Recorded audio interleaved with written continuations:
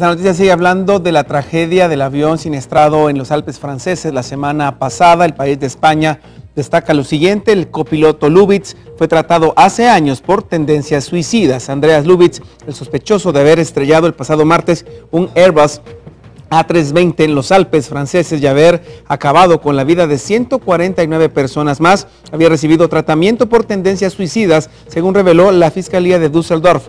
Lubitz obtuvo su licencia para volar en 2013. Tras unos meses como auxiliar de vuelo, comenzó a trabajar como copiloto de Germanwings en septiembre del mismo año. Pero las tentaciones de acabar con su vida, a las que se refiere el fiscal, son anteriores. Desde que logró su permiso, los médicos que visitó no detectaron ni tendencias suicidas ni agresividad contra terceras personas. Hay un video que vamos a ver a continuación sobre estas declaraciones. Der Co-Pilot war vor mehreren Jahren vor Erlangung des Pilotenscheins über einen längeren Zeitraum mit vermerkter Suizidalität in psychotherapeutischer Behandlung. Bitte haben Sie Verständnis dafür, dass die Staatsanwaltschaft nicht an Spekulationen sich beteiligen will zur Motivlage des verstorbenen Co-Piloten. Insbesondere fehlt es weiterhin an der belegbaren Ankündigung einer solchen Tat, wie auch an einem aufgefundenen Tatbekenntnis.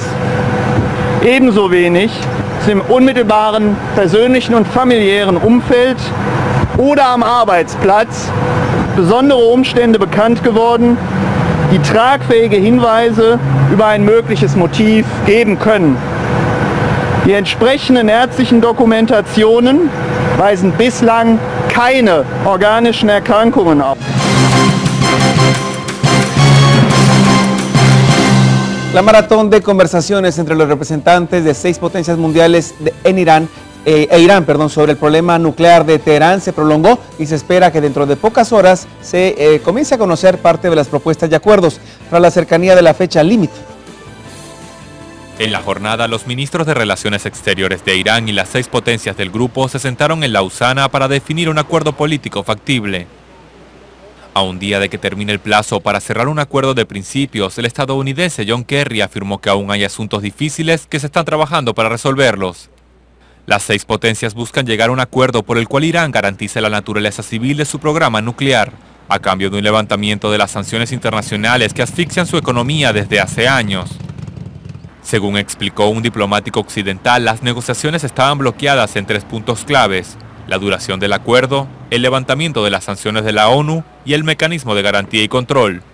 El objetivo de las negociaciones es alcanzar un acuerdo político que permitirá negociar hasta el 30 de junio un acuerdo definitivo con todos los detalles técnicos. Tras la tragedia del vuelo de Germanwings en los Alpes franceses en México, el gobierno exige ahora a las aerolíneas nacionales la presencia permanente de 2 tripulantes en la cabina de pilotos. La decisión podría ser tomada en definitiva este día. A raíz de la catástrofe aérea ocurrida la semana pasada en los Alpes franceses, México exigió a las aerolíneas nacionales la presencia permanente de 2 tripulantes en la cabina de pilotos. Durante una conferencia en el Centro de Control de Tránsito Aéreo de México, se aseguró que la normativa será de cumplimiento obligatorio. Con el estricto objetivo de fortalecer la seguridad operacional, la DGAC emitirá una circular de cumplimiento obligatorio que establecerá el requerimiento de que en todo momento se encuentren cuando menos 2 personas autorizadas y entrenadas dentro de la cabina de pilotos. La medida entrará en vigor en las próximas 48 horas para todas las aerolíneas mexicanas que tengan naves con puertas de cabina blindadas o reforzadas. Cuando uno de los pilotos se ausente en la cabina, los pasillos delanteros del avión deben estar libres de pasajeros y la cortina plegable cerrada. El 24 de marzo, un Airbus A320 de la aerolínea alemana Germanwings se estrelló cuando realizaba el trayecto entre Barcelona y Düsseldorf, matando a las 150 personas que se encontraban a bordo. Hay indicios que prueban que el copiloto Andreas Lubitz estrelló deliberadamente el avión mientras el piloto estaba ausente de la cabina. La medida que obliga a 2 tripulantes a estar en todo momento en la cabina fue también implementada por Canadá la semana pasada, y la Unión Europea analiza hacer lo mismo. Y precisamente en el tema del avión, la tragedia de la aeronave en Francia, ya comenzaron las operaciones de búsqueda de víctimas de la catástrofe por tierra, tras dejar habilitada una ruta para llegar hasta el lugar del siniestro. Las malas condiciones climáticas impiden volar a los helicópteros. Equipos franceses reanudaron sus operaciones de búsqueda en los Alpes, donde la semana pasada se estrelló un vuelo de Germanwings cuando realizaba la ruta entre Barcelona y Düsseldorf con 150 pasajeros a bordo. La Gendarmería informó que las operaciones se realizarán por primera vez por tierra. En el día de hoy las condiciones climáticas no permiten el uso del helicóptero, así que enviamos vehículos 4x4 para llegar lo más cerca posible de la zona. Y el personal se les unirá en el sitio del accidente a pie. Los operativos continúan a la búsqueda de la segunda caja negra del avión, que contiene los datos del vuelo, así como la evacuación de los cuerpos de las víctimas. Se estima que unas 50 personas trabajan en el lugar del accidente. Las primeras investigaciones apuntan a que el avión, en el que viajaban pasajeros de 20 nacionalidades distintas, fue deliberadamente estrellado por el copiloto del aparato, Andreas Lovitz. 6:20, continuamos con más noticias en Viva la Mañana. Gracias, Alejandro. Y después de esta información internacional, nosotros tenemos que retomar el tema de la suspensión de la aspersión de líquido en el lago de Amatitlán. Sí, ya saben, una controversia que giraba a su alrededor porque no se habían realizado estudios ambientales y el monto para poder vertir este líquido en el lago asciende a los 137 millones de quetzales. Queda suspendido ayer, así lo anuncia la vicepresidenta Roxana Valdetti, y nosotros esta mañana hablamos también de ciertas denuncias que fueron colocadas ayer mismo en su contra. Vamos entonces con este contacto telefónico.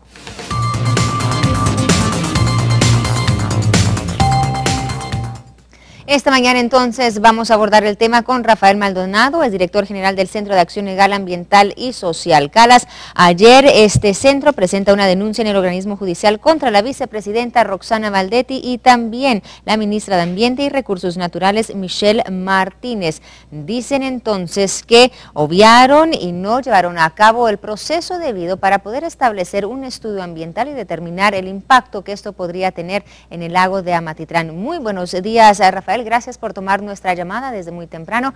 Cuéntanos entonces, ¿qué es lo que se pretende con esta nueva denuncia? Ya es la segunda en contra de la vicepresidenta Roxana Valdetti. ¿Qué es lo que ustedes esperan lograr?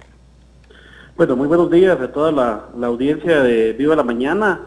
En el caso de CALAS, el día de ayer, con la denuncia que se presenta, se pretenden dos cosas muy puntuales. Primero, el respeto al ordenamiento jurídico guatemalteco, principalmente en materia de legislación ambiental, y segundo también uno de los objetivos principales era detener este proceso tan poco ético, poco transparente que es o que fue, porque no sé cómo llamarlo, la suspensión es temporal de la aplicación del agua desconocida en el lago. La denuncia penal fue presentada en horas de la mañana, por los delitos de incumplimiento de deberes.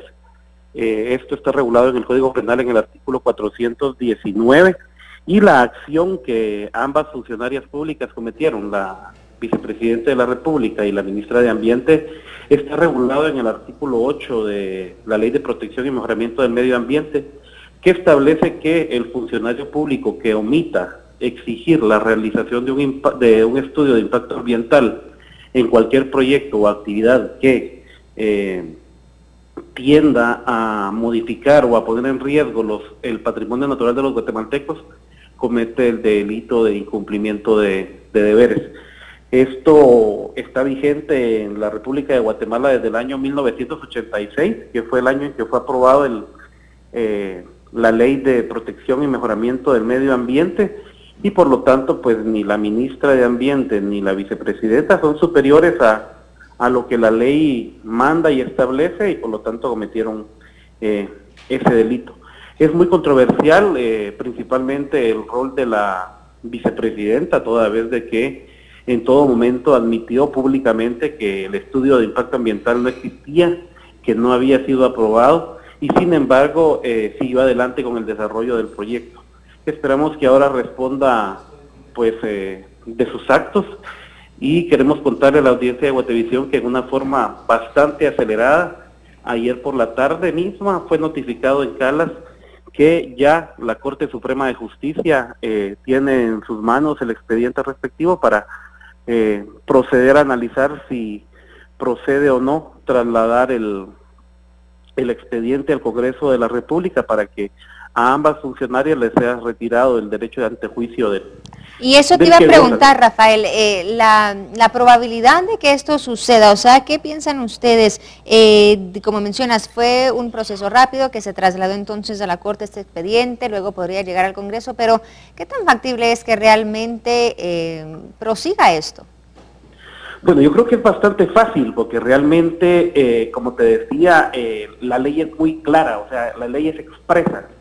Establece el segundo párrafo del artículo 8 de la Ley de Protección y Mejoramiento del Medio Ambiente que el funcionario que omita solicitar un estudio de impacto ambiental de forma previa, dice la ley, pues es responsable de incumplimiento de deberes. Entonces aquí nosotros como medios de prueba hemos colocado inclusive en derecho penal hay un tema que se llama el hecho notorio, que es cuando pues obviamente todo el mundo conoce lo que está pasando en un determinado delito, y aquí pues esto se consagró con la actitud tan mediática de la vicepresidenta, sus mismas acciones, su mismo tema ante los medios de comunicación, pues son el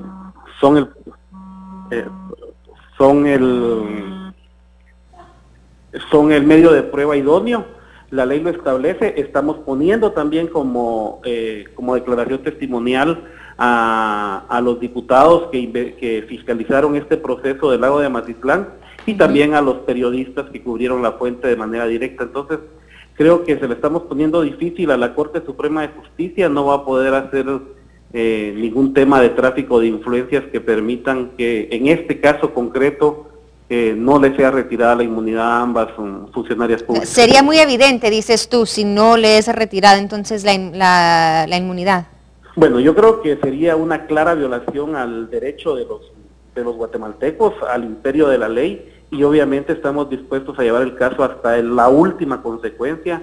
Recordemos que ambas son funcionarias públicas, y eso, un tema interesante, es que el delito de incumplimiento de deberes se está planteando con agravación de la pena, porque ambas se valieron de su función pública, del poder que ejercen como funcionarias públicas para cometer el delito. Y obviamente si la Corte en un momento dado llegara a fallar en forma política y a desestimar el caso, tenemos ya una estrategia jurídica para ir a la Comisión Interamericana de Derechos Humanos por denegación de justicia, porque, repito, es un delito prácticamente flagrante, o sea, las declaraciones constan en videos, en declaraciones ante el Congreso de la República, o sea, hay actas levantadas en diferentes comisiones y bancadas del Congreso de la República en donde se estableció que no se contaba con el estudio de impacto ambiental, y obviamente ese es el principal motivo. Y termino con esto porque el día de ayer en la misma conferencia de prensa en Torre de Tribunales habían directores, o sea, mandos altos del Ministerio de Ambiente que se acercaron a mí para contarme específicamente que inclusive el estudio de impacto ambiental que habían presentado el 18 de marzo, o sea, casi un mes después de que empezara la aplicación de esta agua mágica al lago de Amatitlán, había sido retirado en este momento debido a falencias técnicas que habían encontrado los encargados de la aprobación del mismo estudio, ¿verdad?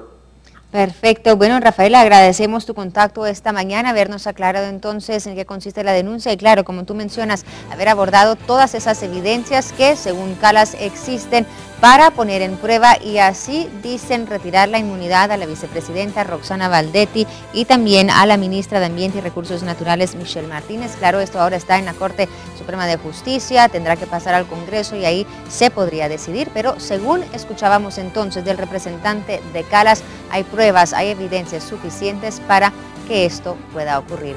Vamos a seguir con más esta